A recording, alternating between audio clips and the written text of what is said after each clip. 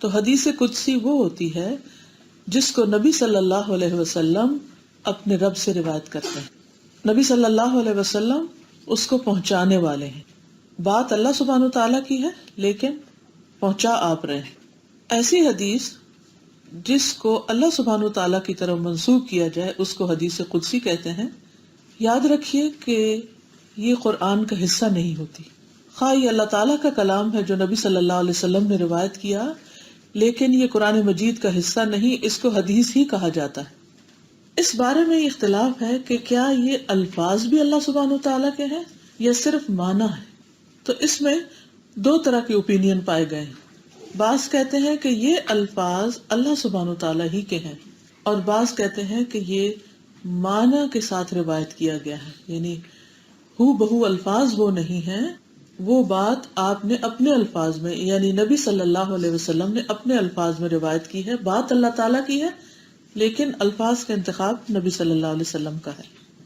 چونکہ خود نبی صلی اللہ علیہ وسلم سے اس بارے میں کوئی بات ہمیں پتہ نہیں چلتی، نہ ہی صحابہ نے ایسا کوئی سوال ان سے کیا اور نہ ہی اس کی تحقیق کی کہ یہ الفاظ بھی اللہ تعالیٰ کے ہیں یا صرف بات اللہ تعالیٰ کی ہے. تو اس لیے اس معاملے میں بہت زیادہ کھود کرید کرنے کا فائدہ بھی کچھ نہیں. ہمارے لیے یہ جاننا زیادہ اہم ہے کہ اللہ تعالیٰ نے کیا فرمایا، کیونکہ اصل چیز اللہ تعالیٰ کا حکم ہے. اور چونکہ ہم نبی صلی اللہ علیہ وسلم پر ایمان رکھتے ہیں کہ آپ امین ہیں، آپ نے کبھی کوئی غلط بات کی ہی نہیں، آپ کی ہر بات سچی ہے، صادق بھی ہیں، امین بھی ہیں، تو اس لیے جو بھی آپ ہمیں دے رہے ہیں ہم اس کو اسی طرح لے رہے ہیں. اور اصل چیز ہے کہ انسان جب لے اس کو تو عمل کی نیت سے لے. لیکن یہ بات یاد رہے کہ کوئی بھی حدیث جو ہوتی ہے جس کو ہم حدیث کہتے ہیں وہ آپ کے اپنے دل کی باتیں نہیں ہوتی، وہ اللہ سبحانہ تعالیٰ کی طرف سے بطور وحی آپ کو ملتی. قرآن مجید میں آتا ہے وَمَا يَنْطِقُ عَنِ الْهَوَىٰ إِنْ هُوَ إِلَّا وَحْيٌ يُوحَىٰ، کہ آپ اپنی خواہش نفس سے باتیں نہیں کرتے، اپنے دل سے باتیں نہیں بناتے. جو بھی تعلیم آپ دیتے ہیں وہ وحی کے ذریعے آپ کو ملتی ہے. إِنْ هُوَ إِلَّا وَحْيٌ يُوحَىٰ، تو یہاں پر وَمَا يَنْطِقُ نطق یعنی آپ کی باتوں کی طرف اشارہ ہے. پھر آپ دیکھیے کہ چونکہ اللہ سبحانہ تعالیٰ کا کلام ہے اور ہم یہ ایمان رکھتے ہیں کہ قرآن مجید بھی اللہ تعالیٰ کا کلام ہے، تو پھر دونوں میں فرق کیا ہے؟ دونوں کا فرق اچھی طرح پتہ ہونا چاہیے.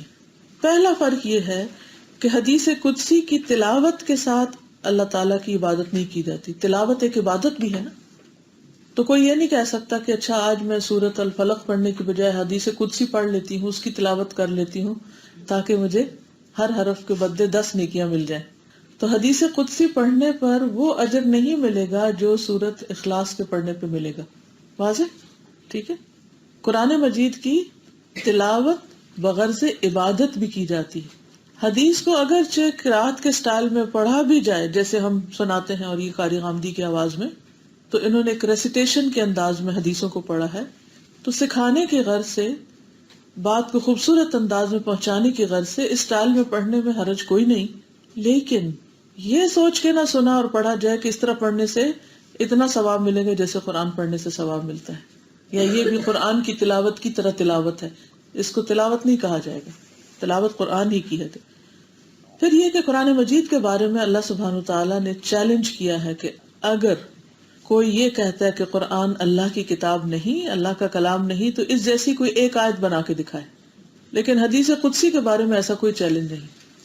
ایک فرق یہ بھی ہے کہ قرآن مجید اللہ تعالیٰ کی طرف سے محفوظ ہے. اِنَّا نَحْنُ نَزَّلْنَا الذِّكْرَ وَإِنَّا لَهُ لَحَافِظُونَ. لیکن حدیث قدسی کے بارے میں ایسا کوئی دعویٰ نہیں کیا گیا. احادیث قدسیہ میں بعض تو صحیح حدیثیں ہیں، بعض حسن کے درجے پر بھی ہیں اور بعض ضعیف بلکہ موضوع بھی ہیں، یعنی لوگوں نے بعد میں خود بھی گھڑ لی اور اللہ تعالیٰ کی طرف منسوب کر دیا. حالانکہ اس سے بڑا کوئی جرم ہی نہیں کہ کوئی شخص اپنی بات کو اللہ کی بات کہہ کے بیان کرے. پھر اسی طرح یہ ہے کہ نماز میں ہم قرآن مجید کی تلاوت تو کرتے ہیں، حدیث قدسی نہیں پڑھی جائے گی کسی صورت کی جگہ پر نماز کے اندر بھی. یعنی قرآن مجید کا کچھ حصہ نماز میں پڑھنا لازم ہوتا ہے. کب؟ سورۃ فاتحہ کے بعد. تو اب اگر کوئی یہ کہے کہ مجھے کوئی سورت یاد نہیں، چلو میں حدیث قدسی پڑھ کے، کیونکہ بھی تو اللہ کا کلام ہے، تو میں اپنی نماز پڑھ لوں، تو ایسا نہیں کیا جا سکتا. دوسری طرف یہ ہے کہ یہ بات تو اللہ ہی کی طرف سے اور باقی باتیں بھی اللہ کی طرف سے ہیں، لیکن کچھ باتوں کی اہمیت اس طرح ہوتی ہے کہ وہ ڈائریکٹ کلام کے طور پر بات لائی جاتی ہے. اس میں ایکچولی یہی انداز اختیار کیا گیا ہے کہ بات کے اندر اور تاکید اور شدت کے لیے اس کے بیان کرنے کا سٹائل مختلف ہے باقی احادیث سے، ورنہ سورس سب احادیث کا ایک ہی ہے، اور وہ کیا؟ وحی الہی. بہت سے مواقع پر ہم دیکھتے ہیں کہ جب نبی صلی اللہ علیہ وسلم سے سوال کیا گیا تو آپ نے ایک جواب دیا اور پھر تھوڑی دیر کے بعد وہی اس مجلس میں اس کی کریکشن کرا دی.